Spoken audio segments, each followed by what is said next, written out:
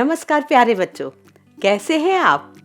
अच्छा बताओ तो आप मेरे हाथ में क्या देख रहे हैं? इससे क्या ध्वनि आ रही है?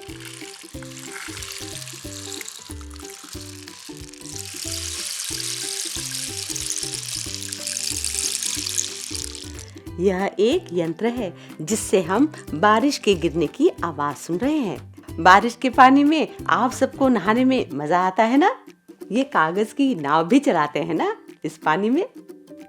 कागज की नैया चली पानी में तैर चली डुमक डुमक झुमक झुमक।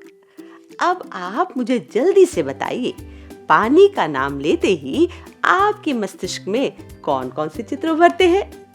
हाँ, बारिश, नदी, तालाब, पानी की बोतल, कुआं, नल, बाढ़। अच्छा, अब बताओ क्या होता है जब घर में एक दिन पानी नहीं आता? जी हाँ, सारे काम रुक जाते हैं। हम कल्पना भी नहीं कर सकते।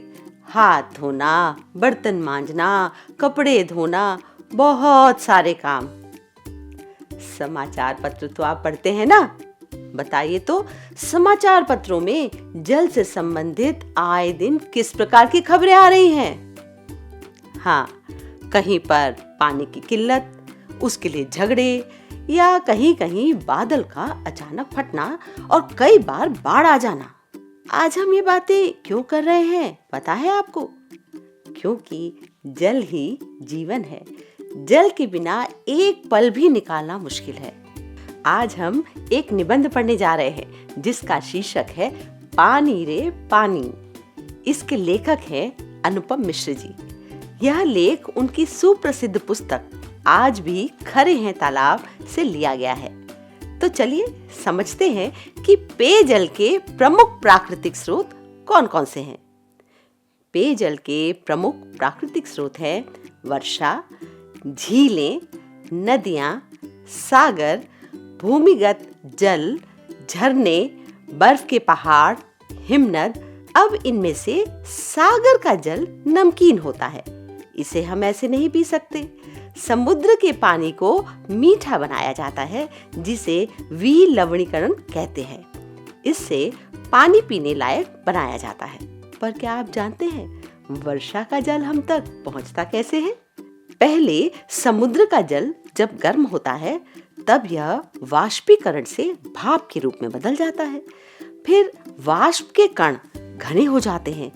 इस संघनन की प्रक्रिया से ये वाष्प के कण बादल का रूप ले लेते हैं। जब ये बादल भारी हो जाते हैं तब वर्षण प्रक्रिया में ये बादल बरसने लगते हैं। ये बूंदें नीचे गिरकर इकट्ठी होती हैं और इस प्रक्रिया को संग्रहण या संचयन कहते हैं। यह पूरी प्रक्रिया जल चक्र कहलाती है।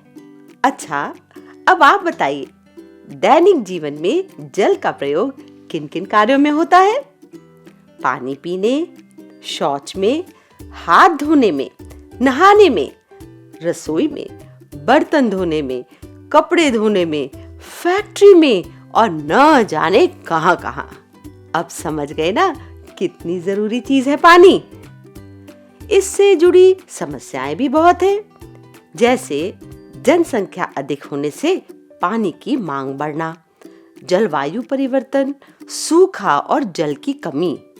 कई घरों में मोटर लगाने से भी पानी की कमी, भूजल का अत्यधिक दोहन, नलों में पानी न आना, पानी को लेकर रोज झगड़े, खराब जल प्रबंधन, कई बार बाढ़ जैसी स्थिति, जल प्रदूषण।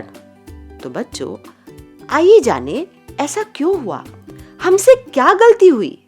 अपने तालाबों को कचरे से पाट कर भर कर समतल बना दिया।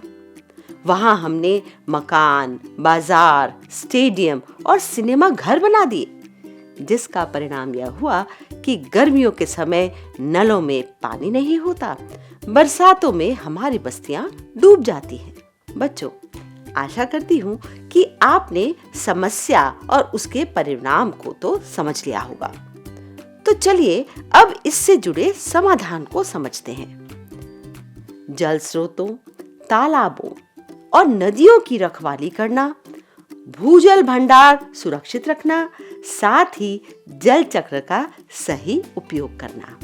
प्यारे बच्चों, हमारी पृथ्वी को नीला ग्रह कहते हैं क्योंकि इसकी सतह का लगभग 71% हिस्सा पानी से ढका हुआ है। पेयजल पृथ्वी पर मौजूद कुल पानी का लगभग 2.5% ही मीठा पानी है और इसका भी अधिकांश भाग ग्लेशियरों और भूमिगत स्रोतों में जमा है। इसलिए प्रत्यक्ष रूप से उपयोग करने योग्य स्वच्छ पेयजल बहुत ही सीमित मात्रा में उपलब्ध है। तो जो चीज इतनी कम है, हमें उसे संभाल कर रखना चाहिए ना। इसे ऐसे समझिए कि पृथ्वी एक गुल्लक है। हम गुल्लक में क्या करते हैं? थोड़े थोड़े पैसे जमा करते हैं। जब जरूरत पड़ती है उतना ही पैसा निकालते हैं, पूरा नहीं, आगे आने वाले समय के लिए बचा कर रखते हैं। इसी प्रकार हमारी पृथ्वी को एक गुल्लक मानिए। इसके पानी को उतना ही प्रयोग में लाएं जितनी की हमें जरूरत है। कहते हैं ना, बूंद बूंद से सागर भरता है। उसी प्रकार पानी की बूंद बूंद को बचाना होगा। वर्षा जल संरक्षण के उपाय करने होंगे। पहले जमाने में राजाओं ने विभिन्न बावड़ियों का निर्माण कराया। दिल्ली, राजस्थान, गुजरात आदि कई स्थानों में बावड़ियां बनाई गईं। उसी प्रकार बहुत से तालाब बनाए गए। अब ये तालाब सूख गए हैं। बावड़ियों में कचरा भर गया और अब वे वर्षा जल को संग्रहित नहीं कर रही। इन्हें फिर से काम में लाने लायक बनाना होगा। जल संरक्षण हमारी जिम्मेदारी है। तो आइए पाठ में कुछ जल से संबंधित शब्दावली को समझते हैं। जैसे वर्षा जल संग्रहण, अर्थ है वर्षा के जल को प्राकृतिक अथवा कृत्रिम रूप से धरती में संग्रह करना। जल संकट अर्थात जल की अत्यधिक कमी होना। जल चक्र, इसका अर्थ है समुद्र से उठी भाप का बादल बनकर पानी में बदलना और वर्षा के द्वारा पुनः समुद्र में मिल जाना। भूजल अर्थ है जमीन के नीचे छिपा भंडार। तो बच्चों, गतिविधियां हम सबको पसंद हैं। क्यों ना आप अपने अपने समूहों में कुछ गतिविधियां करें। जल संरक्षण पर पोस्टर बनाएं, नुक्कड़ नाटक करें, समाचार पत्रों में जल से संबंधित समस्याओं के लेख एकत्रित करें और कक्षा में चर्चा करें। पानी से संबंधित कुछ कविताएं एवं कहानियां संकलित कर कक्षा में सुनाएं। अपने घर में आप कितना जल इस्तेमाल करते हैं? क्या आपके घर में जल की बर्बादी हो रही है? पता लगाएं। इसे रोकने के क्या उपाय करेंगे? बच्चों, पानी से संबंधित एक दोहा भी है। रहीमन पानी राखिए, बिन पानी सब सून। पानी गए न उबरे, मोती मानुस चून।